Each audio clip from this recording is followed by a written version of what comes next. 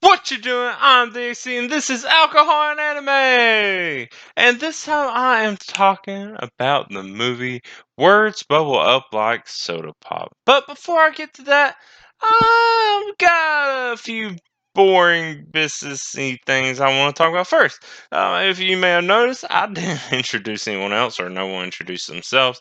I'm doing this podcast solo this time for a few reasons. Of course, after doing a few episodes, I've been trying, workshopping this, trying to figure out how I'm going to do all this and make sense. I want to do it every other week. You may have noticed there was a few weeks I didn't put out anything, and that was me just trying to figure out a better way to do this. Obviously, and I kind of knew this is how it was going to happen, and I mean, I don't know, hindsight and stuff. It takes a lot of time out of someone's day to watch a movie and then do a podcast about it. Um, and I, it's hard to schedule people to be on it. Even every other week, it's hard to schedule people. Not only that, a lot of times the people I want, they not all of them want to watch the same movies I want to watch. I want to more accommodate what they want to watch more than try to convince them or get them to watch what I want to watch. So it gets hard to schedule all this stuff, and especially with how the world is, uh, it's not really. It always works out to where we can do it in person, and like if we're trying to watch stuff over Zoom or Discord and stuff, it's kind of headache. So yeah, it takes more time and effort to try to get guests on here than I thought. So until I can get, I don't know, something I can call a little studio to where I can get people to come in more comfortably and do this. Every now and then I'm going to be doing some by myself, and that's fine with me. Like I said, not everyone wants to watch the same stuff I want. I will watch anything, and especially with something like words bubble up like soda pop. It's more of a slice of life, more of a heartfelt film. Uh, a lot of people just like the actiony stuff. Pretty much everyone I've talked to so far, most of them just want to watch the actiony stuff. There's a few people who hopefully once schedules clear up that I will get able to go and watch all the stuff they want to watch. I have people lined up. It's just I want to watch this one now because it came out and I didn't want to wait too long from it come out on Netflix to people just forgetting about it. I also don't think many people knew about it in the first place, and nobody seemed interested in watching it before. So in order to one keep it every other week kind of podcast, I'm going to be doing some by myself. I may end up doing all of them by myself. Hopefully not. Uh, Originally that was my intention was to do like my YouTube videos. Just drink, watch something, do kind of somewhat of a reaction while I watched it and drinking and taking kind of making a game of it how much I drank along with while I watched. But then that kind of just seems sad drinking by myself. I'm completely fine with it. I can do it all the time. I do it all the time anyway. But then after talking with some friends, it was like, oh yeah, this would be cool to do with other people and it'll be fun. And then those same people I haven't been able to get on yet because everyone's busy. Everyone's busy all the time, and I get that. It's fine. I'll get to it eventually. There's still plenty of time, still plenty of films and anime and all that stuff. I'll get to it. Even this is the fifth episode. Still figuring out. Ideally, what I want is like a permanent or at least semi-permanent co-host. Um, or just keep doing it with the same group of friends. I don't know. I'm fine with that. I'll come to realize the podcasts I listen to the most are the ones that it's just the same couple people, same few people, and then sometimes every now and then they have a guest. But that's what I like the most. And I was like, well, why don't I just try to do that with myself?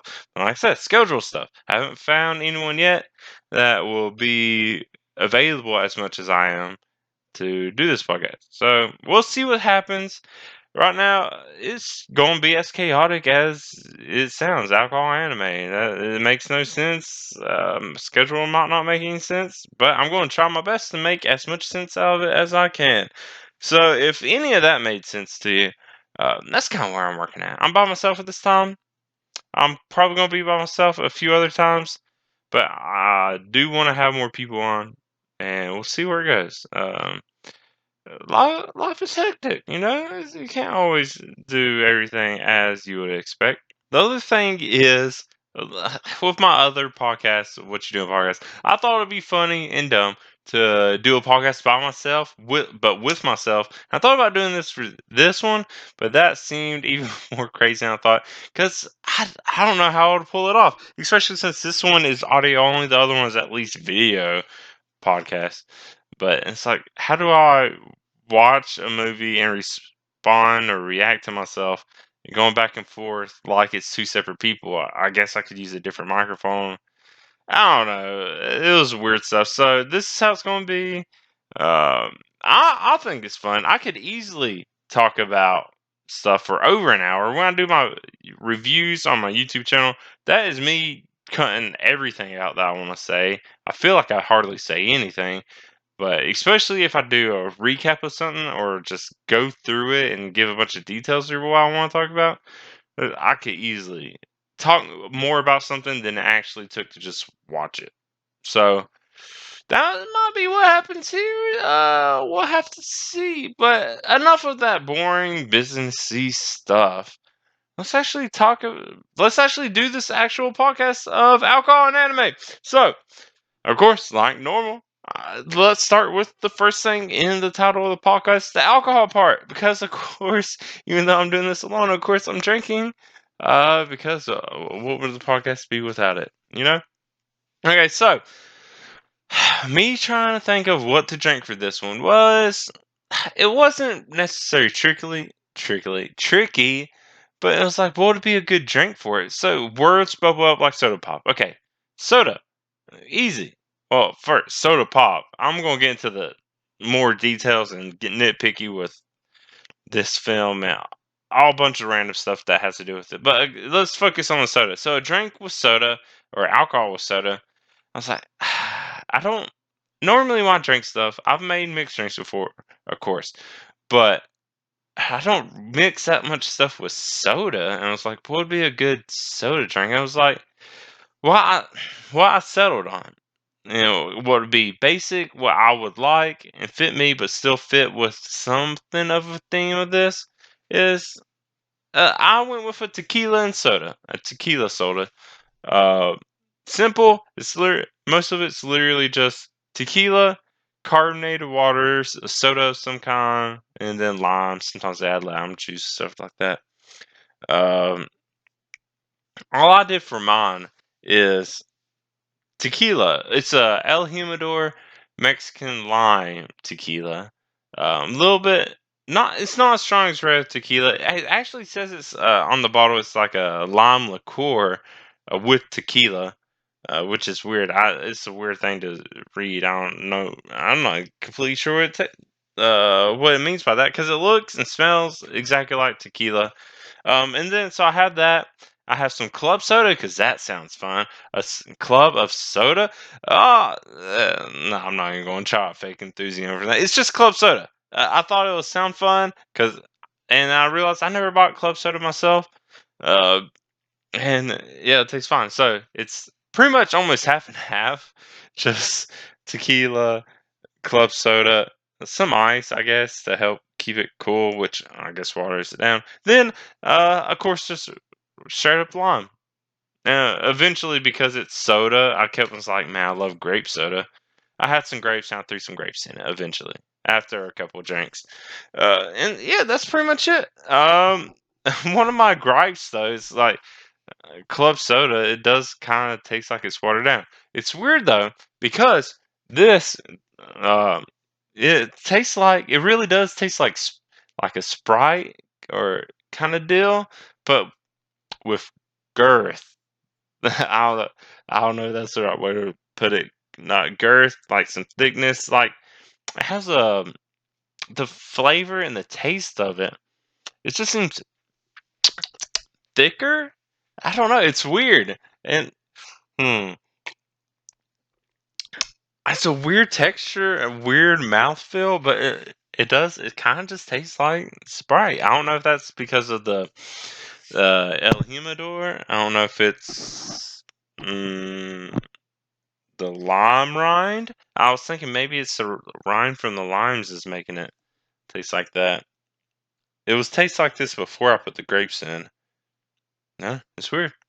But that's kind of that's why I'm drinking. Tastes completely different than what I would have at a bar. I've had a tequila and lime at bars, not tequila and soda. Uh, they're good. They're simple. They're a lot different than what I have. Maybe because I end up using a whole lime because I like lime. I like limeade. But yeah, it was actually one of my friends that got me into these, and I've never did it myself, so I think it tastes fine.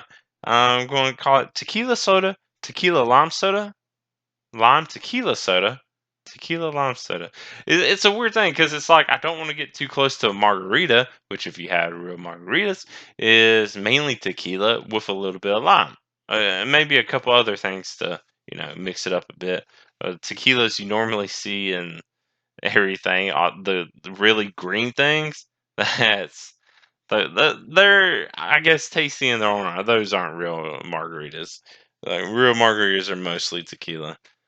That's about all I could think of. That's as far as my creativity, I guess, extended for trying to think of a drink like this. Um, I do want to say, is soda pop. Man, I haven't heard anyone call it soda pop since I was a kid. I think I hear a bunch of difference between people calling it soda or people calling it pop. I also hear people call all sodas Coke, which is bizarre. I hardly ever hear anyone call it cola, which is what it actually is. It, I don't know why people just completely skip on that. If you look at a bunch of these soda or cola names, Pepsi Cola, Coca Cola, there's RC Cola. A lot of it's just cola. I don't know exactly what cola is, but a lot of these sodas are colas. But it was bizarre when people just call all of them Coke. And then you become really confused because people get really mad if if they ask for a Coke and they mean Coke, Coca-Cola, a Coke product. But then there's people who call all of them Coke and they could mean Coke, they could mean Pepsi, they could mean anything. This is a whole weird different tension. All right, that's probably going to happen, especially when I'm on my own, because I have no one to keep me in check. I do try to take notes. This time, since I know I'm alone, normally I don't take notes. If you could see my notes, this is a fucking mess. So yeah, good luck to me trying to edit this, and I might have to rearrange my own audio file just to try to figure out what is going on and what I'm going to be talking about. But that's it for the alcohol portion drink portion. There I'm going to go back later, just foreshadowing, because I'm going to mention more alcohol later for sure. But I'm going to save that because it has to do with the actual story, unlike soda, because there was hardly any soda in it. Anyways, let's talk about this actual film. Words bubble up like soda pop. I had, even though I was looking forward to watching it, and it just seemed cute, and it seemed like something I would know the story of. I have no idea what it's actually about until I watched it, and I don't know. It came out in July this year. July 22nd is what the on the line is telling me. It apparently came out in Japanese theaters and Netflix internationally the same day on July 22nd. But it premiered originally in 2020 at the Shanghai International Film Festival. Uh, and apparently, it got good reviews and got some nominations, and I just never heard about it until I was just happened to see it on Netflix. And it's weird. I don't know why everyone's skipping out on this movie because it's not really a spoiler. Oh yeah, spoiler alert! I'm going to be, especially this one. I'm going to be going through this movie in quite a bit of detail because For a movie that is only an hour and 27 minutes, which also includes the credits, and I might go on attention on that later. There's a whole lot I can talk about. There's a lot of symbolism. They do a lot of artistic kind of interpretations in this. Maybe I looked more into it than I needed to. There's a lot of cool stuff in this, but overall, I had no idea what the movie was actually going to be about. I was like, oh, it seems like a cool, heartfelt slice of life movie. It had a cute name to it, and it was like, oh, um, I didn't even watch the trailer. I didn't even read the description until right before I watched it. And the trailer did absolutely nothing for me. The description of the movie is true, kind of, but it still did nothing for me. I'll read the description real quick since I have it pulled up. After meeting one bright sunny day, a shy boy who expresses himself through haiku and a bubbly but self-conscious girl share a brief magical summer. Very vague. Doesn't really tell you much. And then the trailer doesn't really tell you much either. It's a nice looking trailer. Didn't really do anything.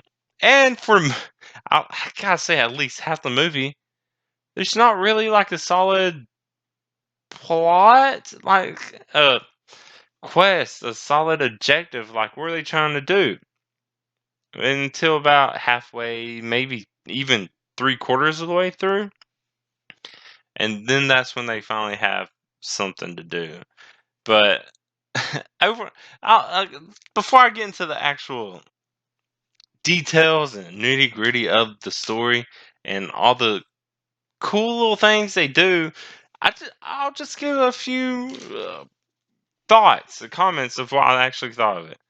Uh, so the first off, the art style of this film, it actually does really pop, which is I think is funny. I mean, because of the title of the film, it has pop in it, and I was like, "Oh, it pops." It's kind of vibrant. It's colorful. Uh, it's not like uh, it's not realistic. It does. It looks almost cartoony, like kind of humorous, and the animation style is kind of humorous, especially in the first part. It kind of dies down back later in the film, but especially the beginning, it kind of just is like fun animation style, especially something that will catch a kid's attention. Because the later half of it, I feel is when kids are going to get bored. It kind of just tones down, but and then the music is the really cool part because especially the trailer made it feel like there was going to be a lot more music uh, uh, to tying in with the story. And it doesn't really. It plays an important part a couple times, and I think the way they use the music is really cool, um, because they don't use it that much, especially in the beginning. Um, they like to use a lot of the natural sounds, like when they're outside, you hear a lot of birds, you hear some water running. When they're inside, you hear people just talking, and then they really only use music for like transitions or when people are actually playing music. And it's nice. I like the way you do it because sometimes I see shows or whatever that try to play music all the time. It seems cheesy and overdone. It's just tiring. It's like, why are you doing this? And it can ruin it. So I like how they did it. Now, as far as the length of the movie, only an hour and 27 minutes. Normally, I would complain about this a whole lot uh, because I feel like no movie should be 2 hours or should be less than 2 hours. I guess this one was okay. Like I said earlier, there's a lot of stuff you can pick up on, and if you think about it a lot, of course, an hour and a half is going to go by quick, anyways. But when you start thinking about this, it can either make it seem like there's a whole lot more than there is, and I feel like there still could have been. I feel like they could have added another half hour, got some more something out of it. I don't know what it would have been. I don't know uh, if there was more story to this. There was a manga for this also that came out earlier and ended right before the movie came out in theaters and uh, Netflix. But Yeah, I don't know what else they could have added. I feel like they still could have. There's still room to do it, and I think that'll probably go over when I talk about some of the other stuff. So that's kind of what I thought. Some nice artistic style, some nice music, and then it could have been longer, and it was really just heartfelt. But what I really liked the most about it, I I said it kind of as a complaint earlier, like they don't have a real clear objective until halfway through. I actually like that. It kind of just seemed like anything could happen. They were just doing whatever. The characters are just going about their lives, and it's like I don't know what the story is, but I'm enjoying it, and it's like it is a good like laid back slice of life kind of feel to it. It's like I don't need a story, and just maybe this vague idea of like this kid that likes haikus and this girl that's bubbly but self-conscious. I thought that's maybe all I needed, but eventually they do get something. So instead of me also just being vague, let's actually talk about all the stuff that happens in it, because there is a lot I can talk about. The film mainly follows this boy named Cherry or Sakura or Yui. Mainly Cherry. Most people call him Cherry. I assume because of Sakura are like cherry blossoms, and only his mom and dad call him Yui. But yeah. And then a girl named Smile. Or I guess her real name's Yuki. Uh, Cherry, they both have their self conscious habits, but Cherry, uh, he likes to write haiku, and but he hates reading in front of people and expressing himself in front of people. It's either maybe he hates the sound of his voice, or he just hates expressing himself in outwardly anyway, and more than just a haiku. I want to lean more towards the voice part because he wears headphones a lot. Um, and at first, I thought he was just like music because that's what the trailer makes you think. This is has a lot of music. No, he's just my complete mood, and he's just wearing headphones because he doesn't want to interact with people, which I think is great because that's a lot of times when I wear headphones. That's what's going on. I don't do as much anymore. But yeah, that's mainly what he's doing. I was like, oh, okay, cool.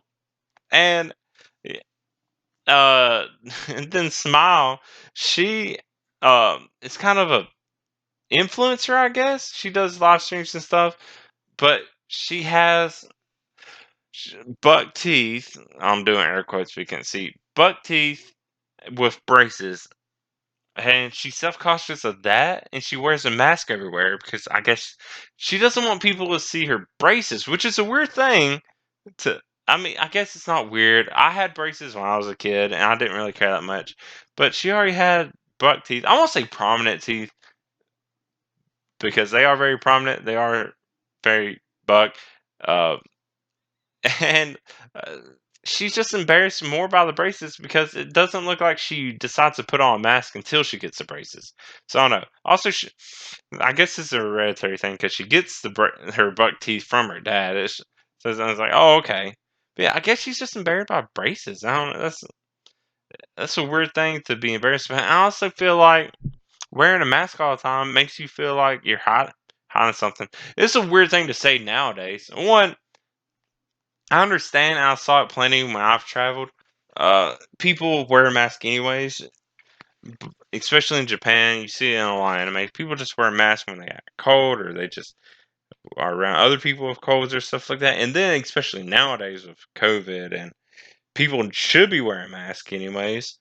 Um, but as far as this film goes, she's the only one wearing a mask. So you think is she hiding something, embarrassed by something, or is she just sickly, or I don't know. And even Cherry at one point is asking if she just has like a summer cold or something. That's why she's wearing it. But yeah, it does seem a little bit suspicious that she's wearing this. But I guess in Japan and their culture, it's not that weird of a thing. But still, like having braces or having buck teeth, whatever real insecurity is about, it's not a big deal. I get it. I had the opposite effect. Her two front teeth protrude a little bit. Mine was my canines, or my eye teeth. I don't remember what it's called. You know, between my two front teeth and my canines, where those are called. Those were prominent for me, and that's why I had to get fixed. Uh, yeah, she had nothing to worry about, and completely. It can be cute too. Completely off topic, completely different country. Lately, I'm a huge fan of the Korean girl group Twice, and like one of their members, Nayeon, she has prominent front teeth and it's super cute. And yeah, so yeah, nothing to be embarrassed about. Maybe it's just braces. Maybe having braces means there's something you need to fix, or you're ashamed that you feel like you need to fix. Maybe that's what it is. Who can say what the actual insecurity is all about? So those are the two main characters, and what I kind of like and what I kind of didn't like too much, because I feel like this is where the movie could extend some, is there's a few other, like, they have friends. Small, I guess, has sisters too. I guess they're sisters. I was confused at the beginning if they were sisters or just friends, but it looks like they're sisters. And then, Cherry has some friends too. There, and they all, I guess, they're nicknames because that's what kids do. They just go by nicknames. But Cherry has a friend named Beaver, who is just kind of the wild. He just seems like a wild kid. And it's the goofy animation at the beginning that really makes it seem like this kind of goofy animation thing. Did I just repeat myself? I have no idea what I just said. But he still's like a cutout of some kind of idol or whatever, and he's running through a mall and getting chased by mall security and whatever. And he also goes around and graffitis haikus or poems or other saying rhymes and stuff just everywhere, all over the place. There's another one of the friends who he gives the cutout to named Japan, and then another person who he graffitied the car of this person is Tough Boy. And they're just his friends, and they have. I'm assuming their nicknames. I was almost convinced for a while that for some reason these were just their names, and like nobody had real names. For some reason, the creator of this just decided to give them all weird names, and then eventually you start hearing other people call them by their real names and all this other stuff. So those are the characters. The setting, most of it takes place in a mall, weirdly, uh, and like an actual mall that I haven't seen. I can't remember a Japanese anime that has like these American style malls. Like, I'm trying to think. And I don't think I've ever seen it. Like, and it's weird. It was kind of weird. It caught me off guard. I don't know if I've ever seen like a mall in an anime or anything before. So it's kind of weird to see.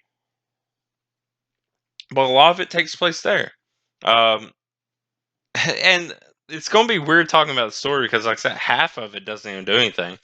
But how Cherry and Smile actually meet is because of Beaver. It was when he was still in that cutout.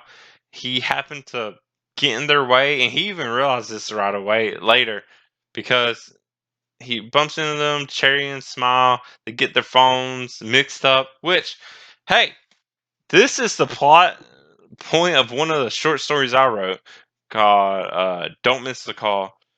And when this happened, I was like, they stole my story. This is my story. And so for I was like, is this going to be a plot point of this film? It's like it's going to be something of them getting the phones mixed up and doing whatever kind of silly escapades that come from. Nah, they pretty much figured out pretty quick.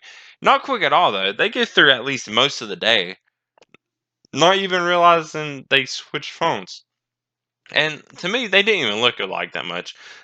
Cherry, since he's into haiku and all that stuff, has a little dictionary called Saijiki uh, that he uses to try to find definitions and seasonal values, seasonal definitions of words uh, in his phone. And I was like, I don't know how you accidentally pick up phone. I was like, wow, this is a bit heavier, even if it's not yours. But yeah, so that's how they meet. And also, going back to the haiku dictionary, I guess is what it is. The haikus in this are actually haikus. The people, at least in America, people that I know don't really know what haikus are. All they think is 575, and that's kind of haiku. There's different things of haikus. And I only know this, and it's kind of still vague in my memory. Haikus traditionally are more about nature, about more like seasons and stuff like that. Um, and that's more what's in here, and it's cool. And to actually see that and see in action, even in this kind of modern setting, and then what a lot of people think of are Senryus. The more they can be more comical, more just random topic and whatever. And those are what I really like. And I guess I'm plugging my own stuff. I even started. I kind of fell off of it right away. Just doing on Instagram and other stuff. My own Senryu, um, or haikus, depending on what you want to call them. Technically Senryu. Um, of just bad. They just bad. Like not like, oh that sucks, but like dang that was bad. Like as in you shouldn't say stuff like that, because that's bad and stuff like that. So his are actually haikus, usually dealing with seasons. Talks a lot about the summer season because it takes place near the summer. Um, and yeah, just nature in general. And that's what another reason why I feel like it really fits because with the music and or the lack thereof is because a lot of this is like haikus and it's supposed to deal with nature. You get a lot of the nature sounds. You get the running water and the birds and all that stuff. And it's really nice. And I'm glad that they did stuff like this. Now, after Cherry and Smile Me get their phones mixed up, they eventually swapped their phones back. Few just calling each other. Simple enough. Get the phones back, and then that's where the friendship kind of starts. Uh, they uh, Cherry would post some of his haikus online, even though he hates saying them in public. Actually, this is where they really start to get together. Is because Smile sees Cherry. Uh, Try to recite one of his haikus for this group of old people, where who he works for or helps out in place of his mom. Kind of for I don't know the proper term for it. I call them elderly homes, elder homes. All that's the place my mom doesn't want to get sent to when she's too old. All those kind of things. That's what it kind of seems like. I don't think it's actually that. I think it's more of just a community center after watching it for a while. So yeah, he is kind of part of this group, just reading his haiku, and then Smile sees him, and then an old man named Fujiyama.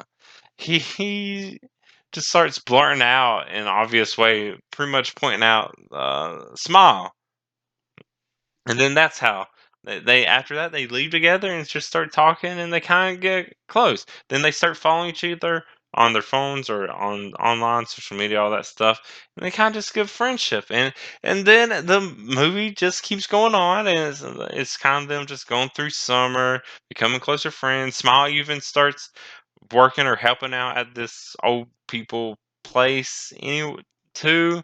I don't know. And it just seems to go like that. You do get clued in on at one point that Cherry's going to be moving away at the end of the summer, but that doesn't really seem to make any immediate drama. So it's just kind of going on. And it's just kind of being chill.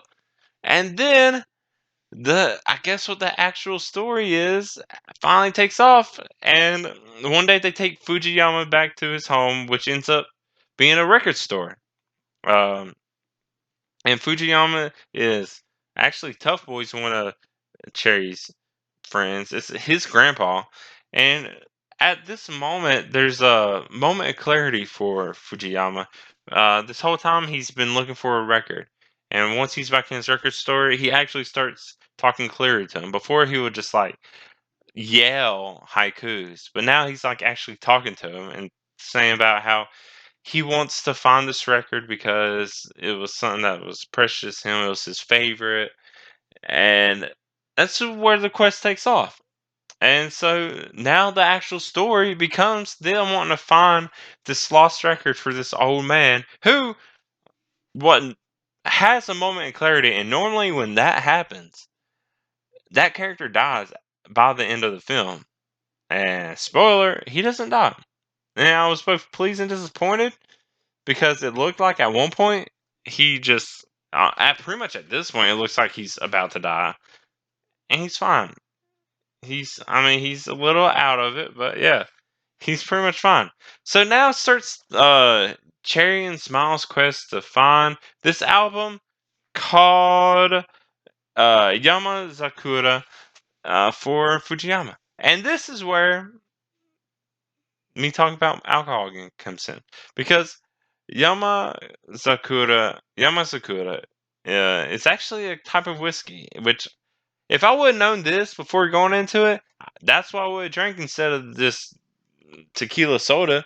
But I didn't know about that until halfway through the film. But Yama Suzuka actually comes from Yama meaning mountain, and then Suzuka or Sakura, uh, which is awesome, the cherry blossom. But ironic, what it also means, it's used to refer to people with buck teeth, which the artist of the album had buck teeth. And who else do we know with buck teeth? Smile, who ironically hides those buck teeth behind a mask. And I feel like thinking about it, it's kind of a mean thing. I mean, because it's like saying they have a mountain protruding from their mouth. But then Sakura makes it seem pretty. So it's like you have a pretty mountain protruding from your mouth. I don't know. It's a weird thing to call someone. I feel like Usagi would have been better. It's cuter. It's like a rabbit. You got little rabbit teeth. They're kind of bugged. They're prominent. Like it's fine. I will say though, because of the animation and stuff, it does look a little goofy. But and mainly because she tries to hide it. I think that might be the point. Whenever she tries to hide it, without the mask, it does look kind of goofy. The faces she makes and all that stuff. But this quest for this record goes on a little bit. They're trying to ask people at the mall because apparently the mall used to be like a record press factory, some kind of place like that. And then they go to some radio tower. They finally find a little bit more news about this record and the woman who sang it. And then they go back. They realize the person's surname is also Fujiyama. Yeah, this whole time, this record has belonged to the wife, or I belonged to him, but the artist that sang it is the old man's wife who died. And then I was like, oh, okay, yeah, that makes sense. What completely baffles me though is this guy has a daughter who also helps him with the shop and lives with him and is like knows all this. And then she's like, huh, I guess mom really what did sing. It's like, okay, I get she died shortly after giving birth to you, but really? You didn't know any of this? This whole time. You couldn't have been like, oh yeah, that's actually my mom and this is right, and this is what's going on. Did you just not know? Did you just not? Well, like, I don't want to say she didn't care because she says she also looked for the record, but it's like you weren't going to clue them in. It's like, oh, this is actually my mom, or this is Tough Boy's who is Tough Boy's mom and Tough Boy's grandma, and it's like, yeah, you're just not going to tell them. Do you just not know? Did you? She seemed surprised that her mom actually was a singer. It was weird. I don't know. That kind of was like, okay, sure, weird, but whatever. And so they do that. She also tells them the record store's about to close, which is some correlations. The end of summer, um, Cherry's moving, the end of the store, and eventually Cherry smells like maybe it might be in this record store lost somewhere. I was like, okay, well that's a little bullshit for one. And she's like, yeah, I looked everywhere. I didn't find it. And it's like, we'll all look. And not only that, we're going to rope our crew into this and make them help too. And they do. And then throughout the movie, this is me pretty much telling you what happens. They go through all that store, don't find it in any of the records on the shelves or any of that stuff. And then so dumb.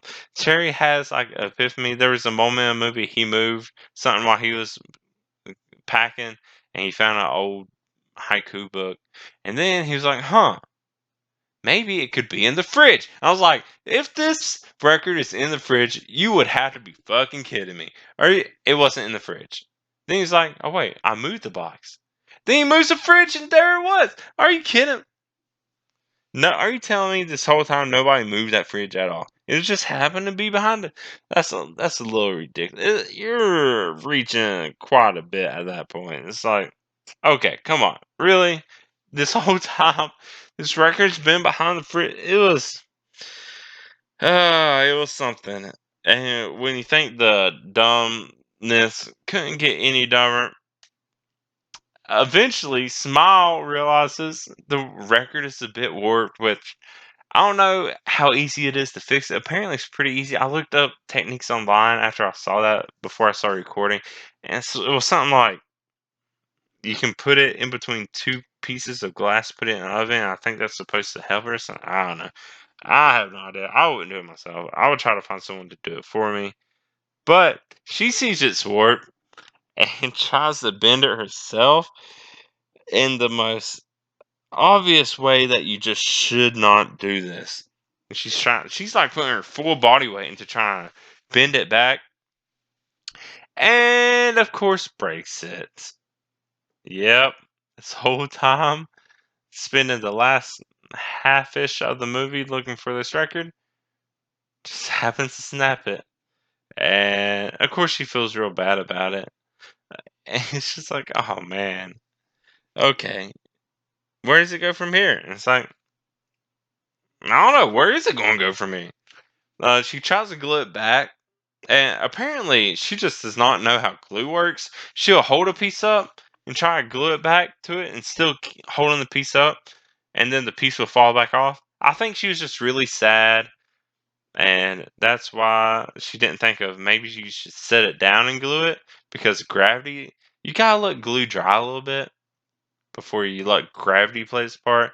Eventually, she gets all glued together. She has a sad moment. Her sister comfort her. Then she gives it back to Fujiyama, and he's like, not. I mean, he's probably upset, but he doesn't like. I don't know. He's not mean to her. She's. They still found it, but it's like, damn, dude. Like you finally found it, and then it's broke. I don't know if it'll still play. I guess you could try. It'll probably. I don't know.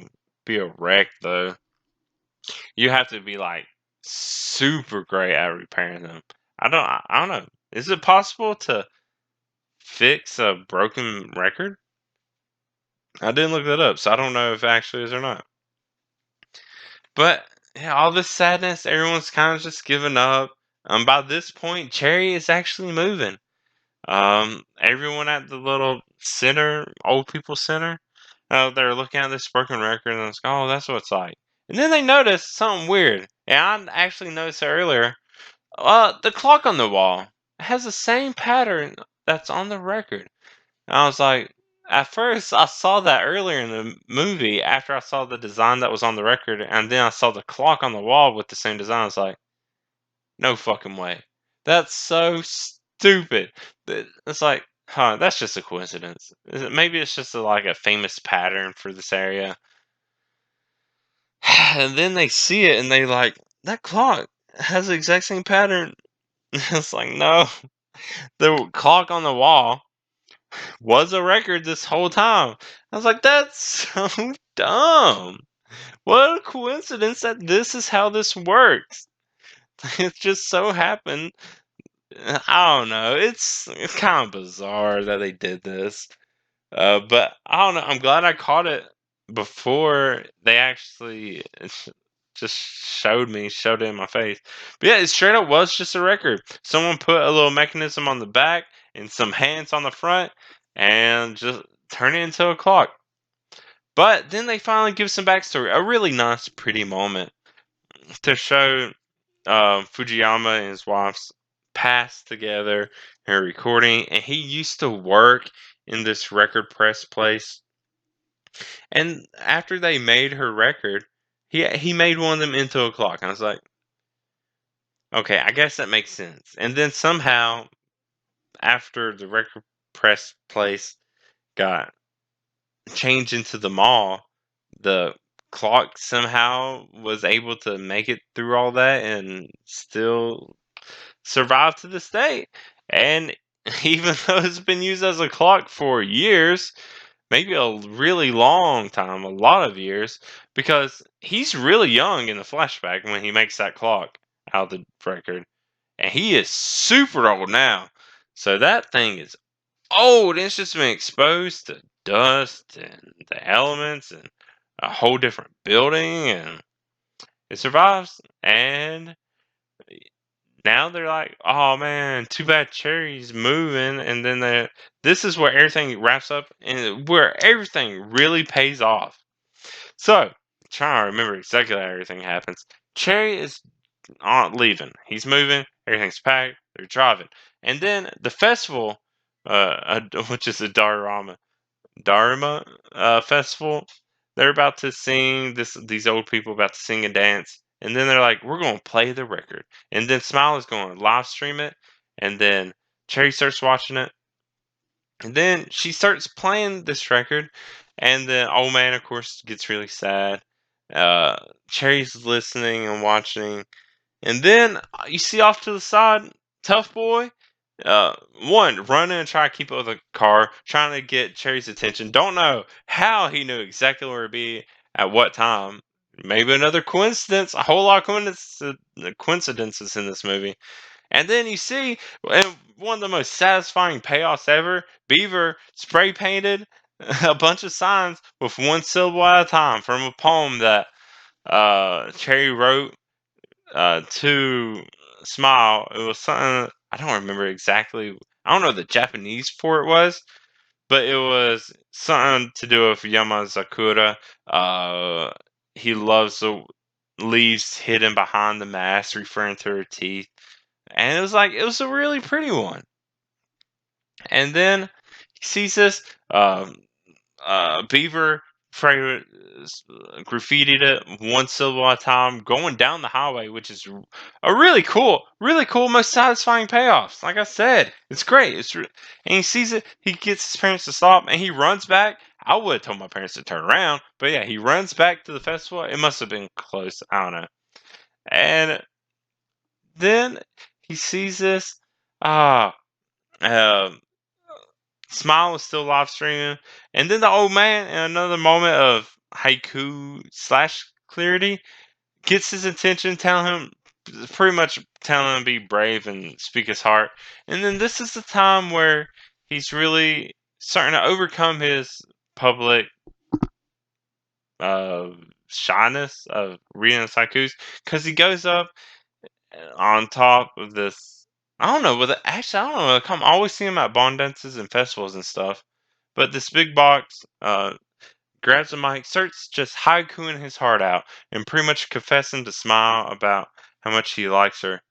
And it's so cute. And then of course Smile uh, sees it, and then the fireworks start going off. And while everyone else is watching the fireworks, Smile is watching Cherry and just going on. And it was really cute.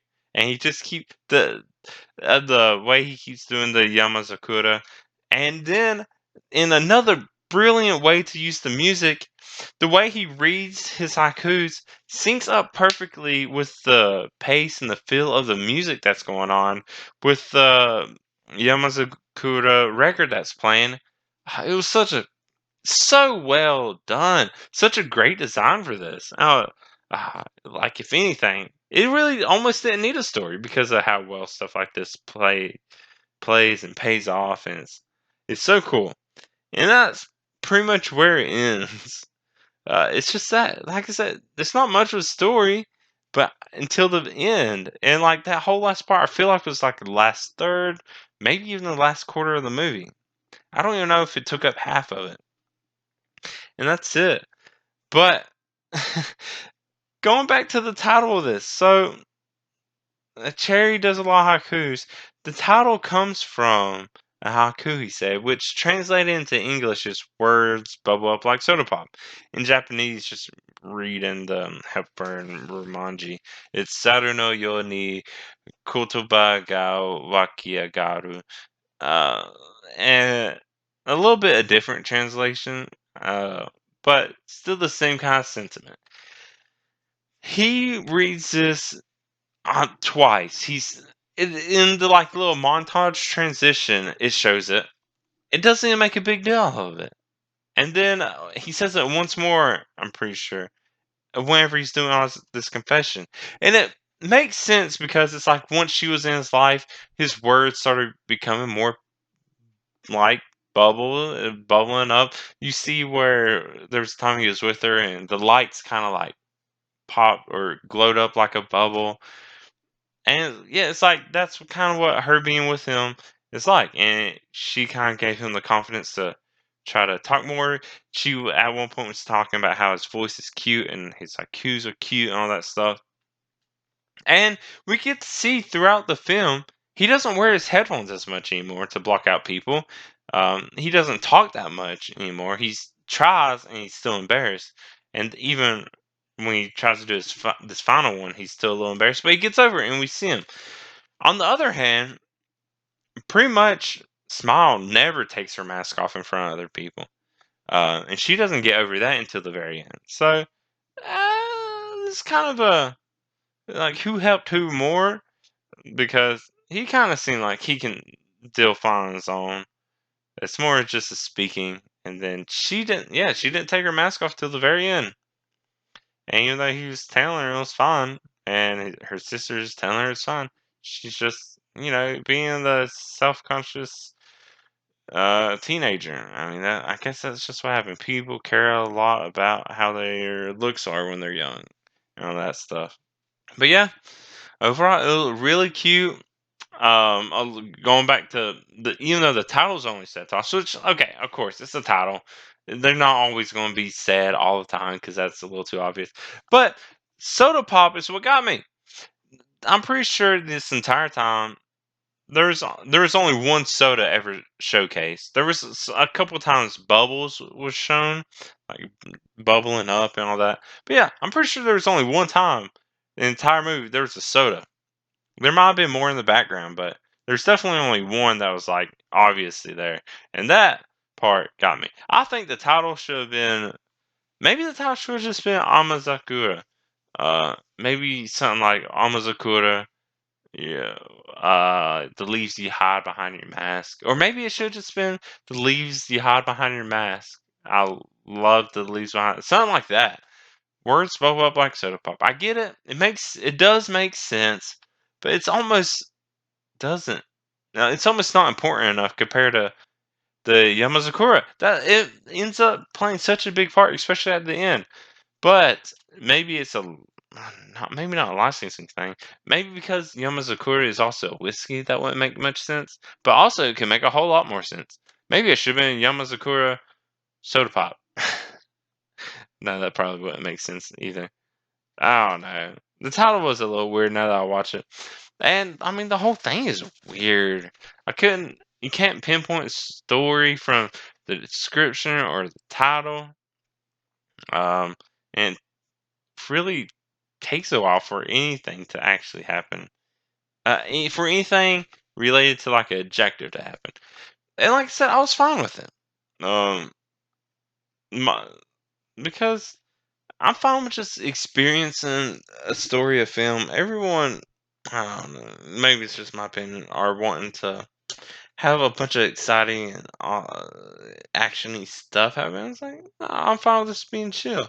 Actually, I don't know, maybe once I, once their little quest to find this record kicked off, I was kind of more just like, whatever. It's like I still enjoyed it, but I was like, okay, I get where they're going now. It's like, okay, this is what's probably going to happen, and it pretty much did. I was surprised old man didn't die. I feel like that would have been a more not a heartwarming thing, a heartfelt thing that you would normally expect in something like this, especially when you have like this kind of prominent, story-driven old character. I feel like they always usually die. I mean, you can correct me if I'm wrong. Yeah, I guess that's all I really have to say about it. I feel like the films could have been longer if they gave the friends more screen time. If they did something more with the friends. They kind of just popped in at the beginning and popped in at the end. Really cool what Beaver does. That was my favorite part, really. Maybe more of the family stuff. You see, there's a nice scene where they're both eating dinner when they're both first talking to each other on the phones, and both their families are like, "Get off the phone at the table." That's what my mom does to me too. Uh, no phones at the table. But then, of course, they don't care, and they all get carried away, messaging each other for the first time. So yeah, a lot of cuteness in this movie, and it fits well with the animation. It fits well with the art style. Uh, the music, the music isn't cutesy at all, which is weird, but it still fits perfectly. And the way they do it is just, I'm glad. I don't know who did the music, but thank you, whoever you are. You did a really good job with the sound design of this movie, and especially the background noises. It fits so well. But that's gonna be it for me. I guess talking about words bubble up like soda pop. Uh, if you listen to this, maybe you have watched it too. You can let me know what you think. If you haven't, I pretty much just told you everything that happened. You could still check out the scenes. Aesthetically, it's nice, so maybe you can go and enjoy that. I feel like what I say probably doesn't do it justice.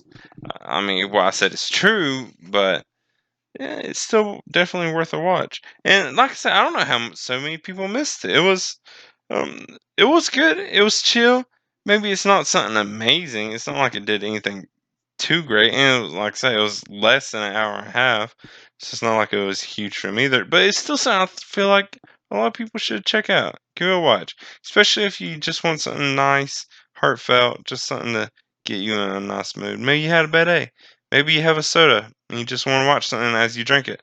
Maybe you have some Yamazakura whiskey and you just want to watch something with it. This will be really good for it. But yeah, that's it. That's it for the review. That's it for me talking. The recap. Ah, just my drunken thoughts of it. Man, yeah, there was a. I don't know. There's so much to talk about, and I felt like it just went all over the place. If you saw my notes, it makes absolutely no sense. For some reason, I wrote all over the paper. And it's chicken scratch. Like you can't tell what any of this says. I'm sure I missed most of what I wrote down. But I guess not. It's whatever. So let me wrap this all up with, I guess, technically more businessy stuff. I started with businessy like stuff, going into with business like stuff, but it's the stuff that I hope you actually do listen to and follow and help. So, hey, if you like this, even if it's going to be a little weird when I do it, share it with people. Word of mouth is great. Um, I'm going to have other people on. Hopefully, it'll be more amusing than just me by myself. I hope I was amusing, informational, kind of insight. Just on along. Like I said, I can talk a whole lot about this. I feel like this is nearly an hour long of me talking about this movie. I feel like I could talk more about this movie than it actually lasted. And I feel like there's still not still feel like there's so much more I want to say. But yeah, go ahead, share my podcast, a whole bunch of word of mouth. And it's not just my podcast. I do other stuff like on my YouTube, the AC Stories. But along with this podcast, I've been doing like a reel on Instagram and a shorts on YouTube to do something kind of comical uh, to go along with the podcast and the film. Um, I have. I'm not even completely sure what I'm going to do for this one. Maybe I'll get. Maybe I will find me some Yamazakura whiskey, and maybe I'll do something with that, or maybe I'll do some more soda stuff. I don't know what I'm going to do for this short, but I've been doing that for all of them, so you can look forward to those and all the stuff I do on my YouTube. But hey, if you have any questions that you or thoughts that you also want to share with me, if there's a comment section, you can comment. If not, you can email me at dacstories@gmail.com. You can also follow me on my social medias. It's usually the AC Stories, or on Instagram it's the underscore AC underscore stories. I'll put all the links in the description for you to find quite easily. and you can follow me on that. Keep up with me. I try to do a lot of stuff. I do, especially anime related. So you can always find all that.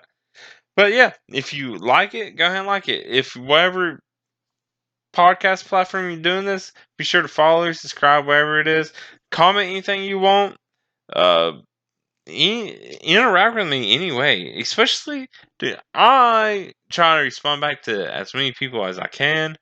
Um, as long as you do it timely. Sometimes if you, I have sometimes people comment months way after I post something, and sometimes I forget to go back those. But yeah, I'll respond, I'll interact, I'll talk all kinds of this.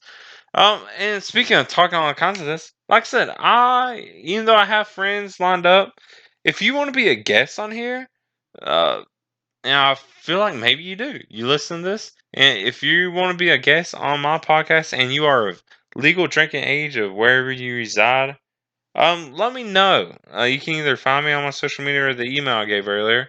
And I would love to have you. I love meeting new people, especially when it comes to meeting people through alcohol and meeting people through anime, meeting them through both. Dude, we'll have a good time. It'll be a blast. Uh, and we don't have to do it in person. It's easy to do one of these through Discord or through Zoom or any whatever way.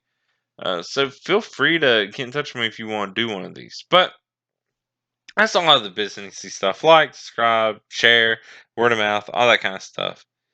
But yeah, that's it for this alcohol and anime podcast. I am the AC. Thank you so much for listening, especially to all this random rambling of me just by myself. Um, bye.